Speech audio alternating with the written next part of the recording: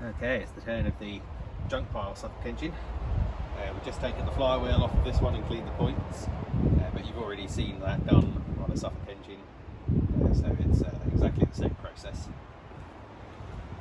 So, the Suffolk junk pile hasn't run for a long time. We'll have to revisit and look up exactly how long it's been.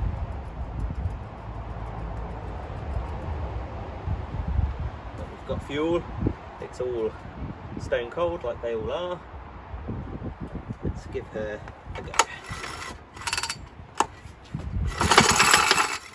Ooh, doesn't sound too good. Ooh. I think we have completely forgotten to put the air governor back in place. That's a bummer. Okay, we've just temporarily moved that out of the way. See if that'll do the job. Got plenty of fuel.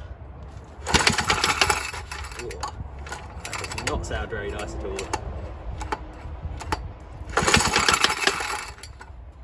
know what is going on there.